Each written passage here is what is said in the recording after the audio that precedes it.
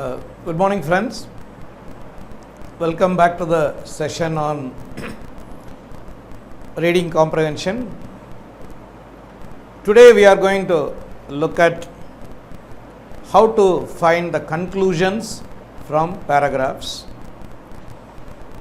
This is a continuation of yesterday's session. Whoever has been attending the session yesterday must be knowing what has been done yesterday.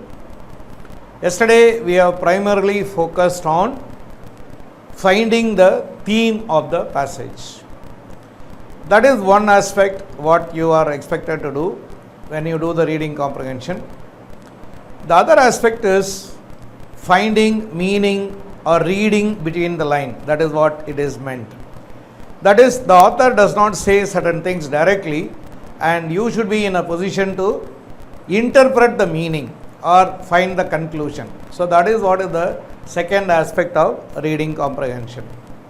Also, you know that the difficulty levels of passages will keep on varying.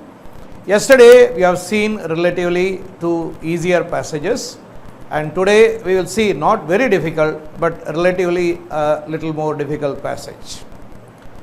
So to understand, let's get going. Let us start reading the passage 1. I hope all of you have access to your system and you also can view the passage. But still, to make it easier and simpler, I will read the passage along with you. Passage 1. A good way of judging how Barack Obama views a diplomatic relationship is to look at who he has sent there as ambassador.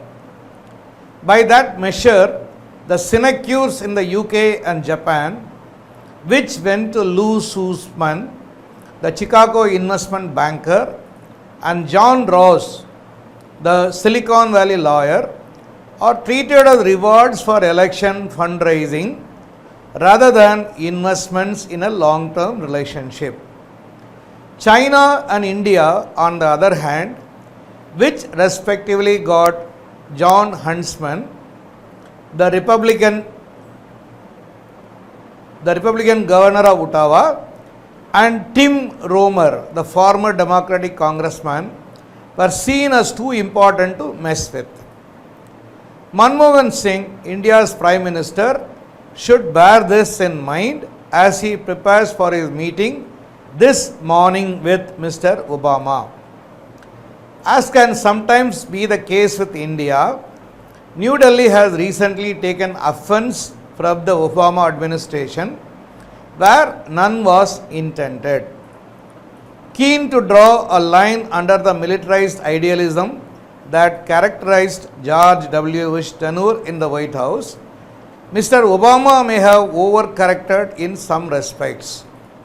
During the Bush years, the fact that India was a democracy appeared to count for a great deal in Washington's efforts to turn New Delhi into a natural ally of the US and a counterbalance to rising China. In contrast, the fact that China remains an autocracy was politely downplayed by Mr. Obama on his visit to Shanghai and Beijing last week.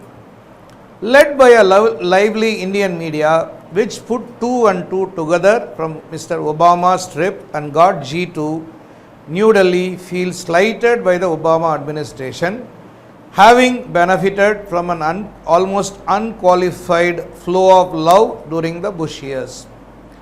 Mr. Obama's first task will be to reassure Mr. Singh that India remains a critical strategic partner for the US. It should not be too difficult for Mr. Obama to make this point, and he clearly intends to do so. Having already enshrined the G20 rather than the G8 as the Global Economic Steering Committee, the US President has given his blessings to a multipolar vision of the world in which countries such as China, India, Brazil are given far greater weighting than the already overweighted Europeans. White House officials did little to disguise their disappointment last Friday when Europe selected 2 minor figures to be its president and High Representative on Foreign Affairs, Herman Van Rompuy and Cathy Ashton. However, the fact that Europe's announcement came in between Obama's visit to China and his hosting on Wednesday of India, and in what will be the first full-blown state visit of his administration, served as a useful reminder of how the world is changing, and it is changing in ways with which Mr. Obama, who claims to be America's first Pacific president, is more than comfortable. In Obama's view, Asia is the new Europe, says David Rothkopf, a prominent foreign affairs commentator. The only people who should feel slighted by this are the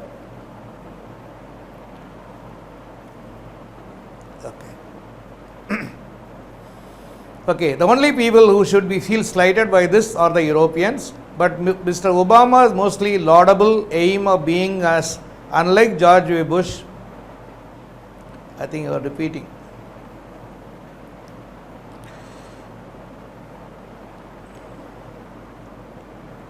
Okay. Right.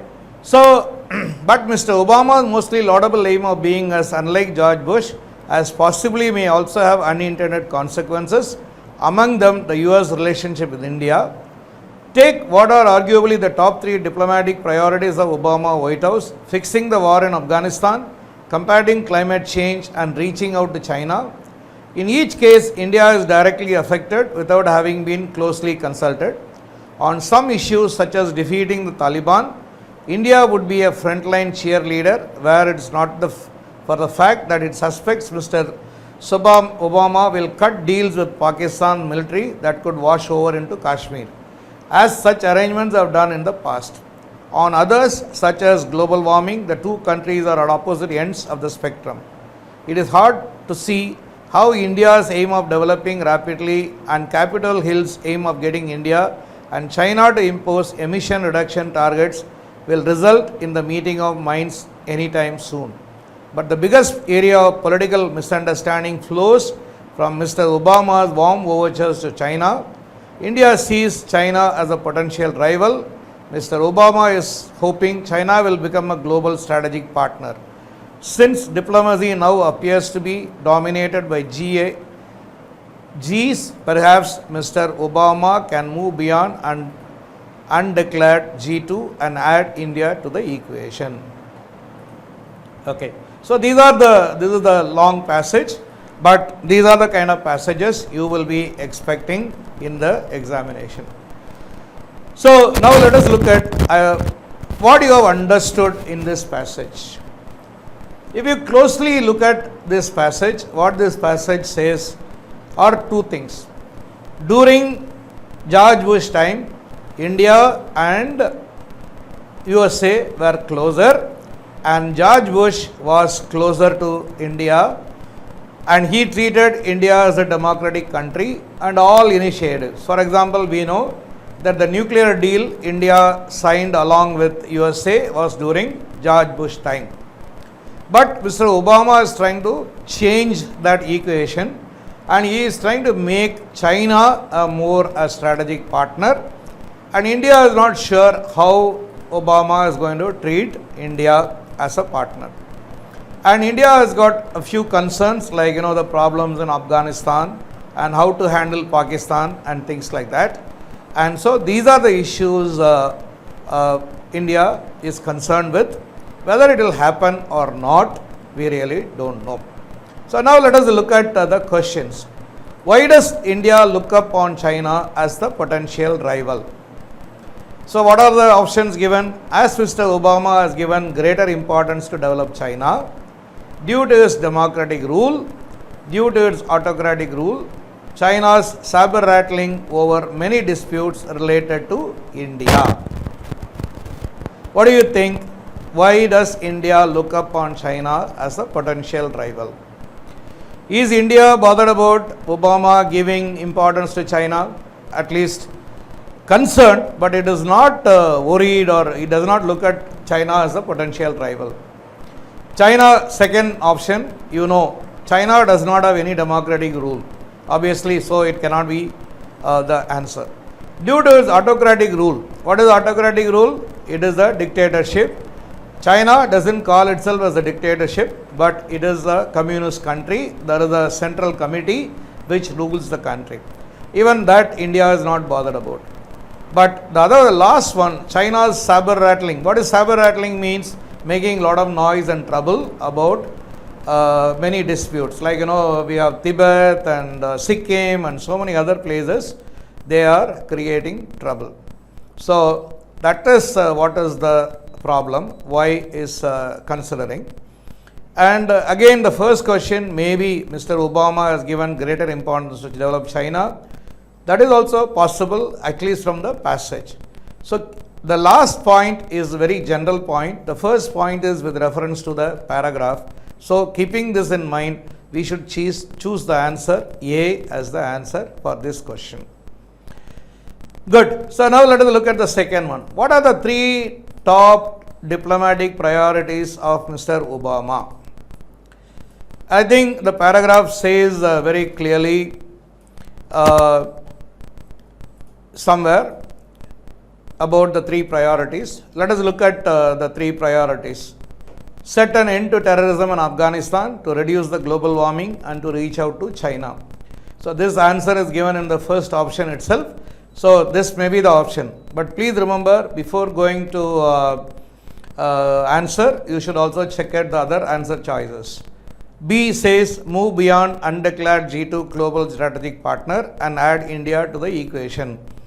I don't think that is Obama's concern. Aim of getting India and China to impose emission reduction targets. That may be, but it is only 1 point. The last one, multipolar vision of the world in which countries such as China, India and Brazil are given far greater weighting than the already overweighted Europeans. This could be, but are they the top three? They are not. So the paragraph very clearly says the top three priorities of Obama's regime is to end terrorism in Afghanistan, to reduce global warming and reach out to China. So we will pick and choose the answer choice A for this question. Again. Okay. Who were selected as the Europe's representative on foreign affairs? I think you can go back to the paragraph and you can note very clearly. I think it is Herman. Go up. So you have to come down. Europe.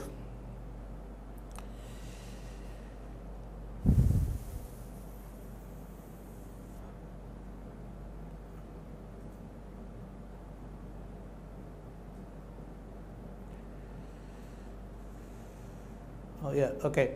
It's Herman von Europe selected two minor figures to be its president and this thing.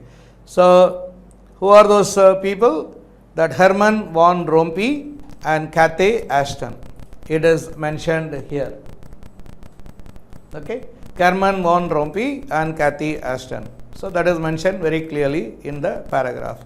So that is the answer choice. That is the last option. That is option D is the choice. Good. So now let us look at the word. What is the meaning, antonym of the word autocracy?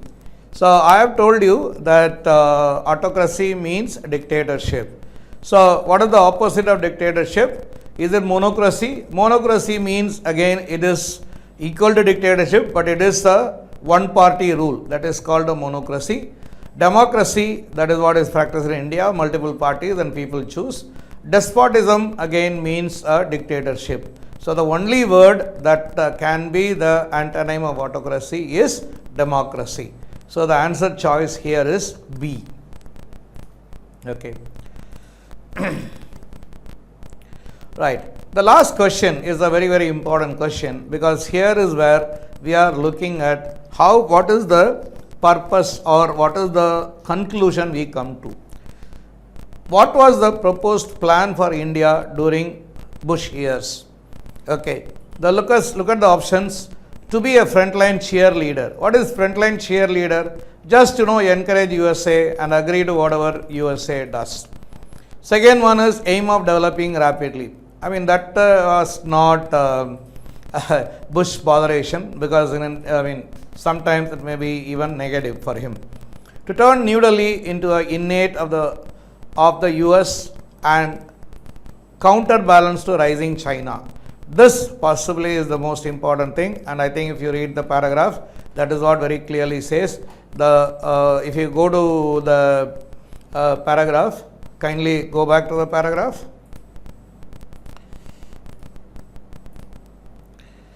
The first few lines, if you read, first few lines. Come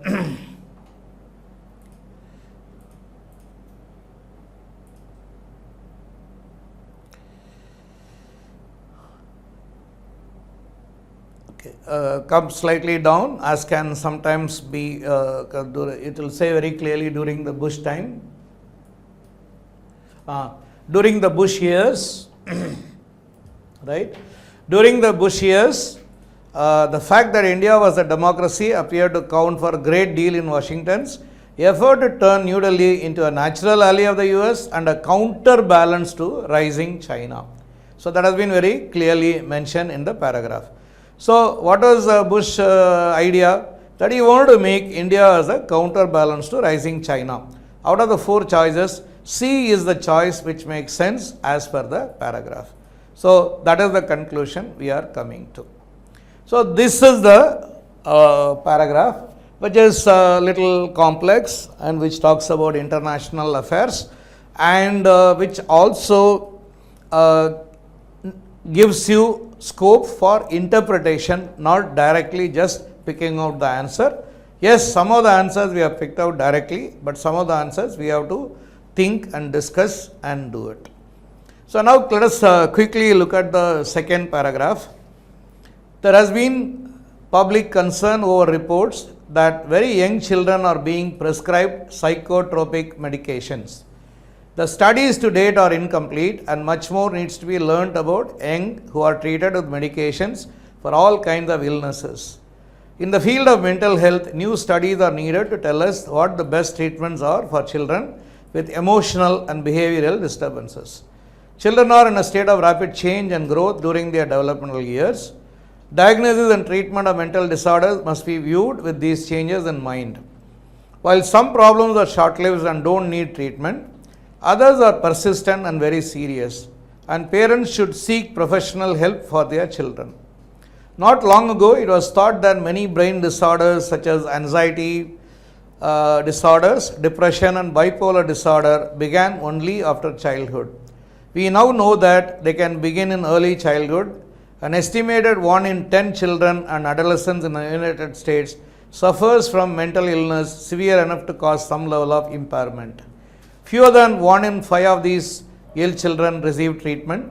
Perhaps the most studied, diagnosed and treated childhood onset mental disorder is attention deficit hyperactivity disorder. But even with this disorder, there is a need for further research in very young children. Every child is different and even normal development varies from child to child.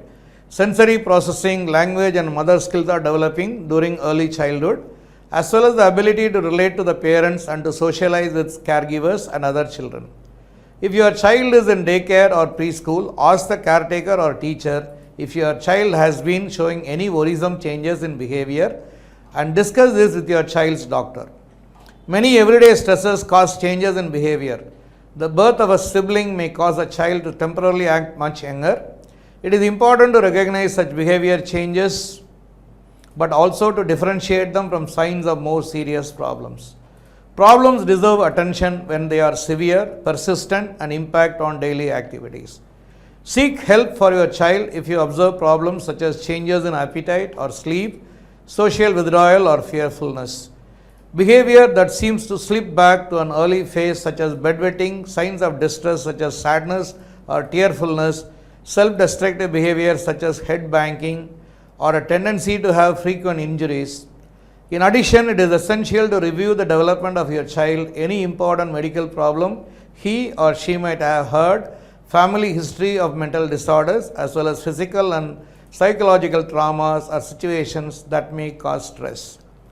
So now let's go and look at the questions. What is the antonym of the word persistent? So what is the meaning of the word persistent? Some of you may be knowing. Persistent means continuing, being there for a long time. So that is what is persistent. That is, for example, determined, resolute, staunch.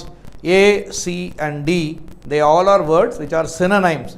But the only word that is antonym is indecisive. So that is what is the opposite of the word persistent. Then again look at the second question. The entry of a sibling in the family may make the child, options are very joyful, depressed, to act more elderly than the sibling, act more younger than usual. So it is very clear, it says in the paragraph to act more younger than usual. So that is the answer that is very clearly given in the paragraph. Now look at it. According to the passage, what may be the mental disorders the child may go through? Self-destructive behavior, attention deficit hyperactivity disorder, physical and psychological traumas, changes in appetite or sleep. It very clearly says the second option, that is B, which is attention deficit hyperactivity disorder, or it is also known as ADHD. The B is the answer choice there. And state the adjective form of the word child. This is an interesting word. You know, in English, many words are formed from a single word. Like for example, child mean one child, children mean plural, childish mean behaving like a child. Childhood mean during the time when you are a child. Childlike means is an adjective. So the adjective form of child is childlike. That is like a child. So that is what it is. Lot of times people will mistake that child is a word which is the adjective of child. Childish actually means foolish. So it is a foolish behavior. So the real adjective form of child is like a child, that is childlike. The last question, what role should a parent play in order to keep the child healthy? So only good food, shelter and clothing to be provided, should be left under the guidance of the caretakers, no need to attend to the needs of the child, proper attention and good medication should be given. The paragraph very clearly says that parents have to take proper attention and they also have to give good medication to the children. So these are the 5 questions and these are the 5 answers, and we would like you to go through this paragraphs more and more. Here only one caution I would like to tell you, because many of you asked this also as a question. Say many of you have a difficulty in doing reading comprehension, and at the same time you also feel lazy enough to do reading comprehension. Please remember, you will be able to do reading comprehension only if you are doing more of reading. Because please remember, anybody who is reading English regularly will be able to read large paragraphs and much faster and understand much of the meaning. It is not that people like us who do this, we are doing it because we are experts or we are somebody different from you.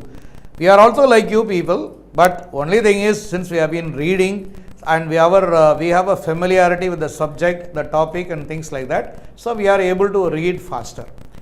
And another important thing, please remember, in all these exercises, managing your time becomes important. So if you are able to read faster, and definitely you will be able to do it.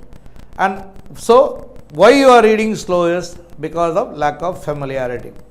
And the second major problem which many of the students find in reading is not knowing many words. Because the minute you get to know a new word and you get stuck and you are not able to proceed further. What you should do is, yes, it's good that you should know more words. So please spend time in improving your vocabulary. But again, if you are stuck with a new word, because everybody will get stuck with a new word in some time or other, but doesn't mean that you just stop reading and get lost. So what you should do, you should continue reading. Ignore that particular word and continue reading. And once you read the whole paragraph, even if you don't know the exact meaning of that particular word, you will be able to make meaning out of the entire paragraph by looking at the context. So ultimately, your success in reading comprehension will depend on only two things: reading, lot of reading, reading and more reading, and doing as many of these exercises as possible.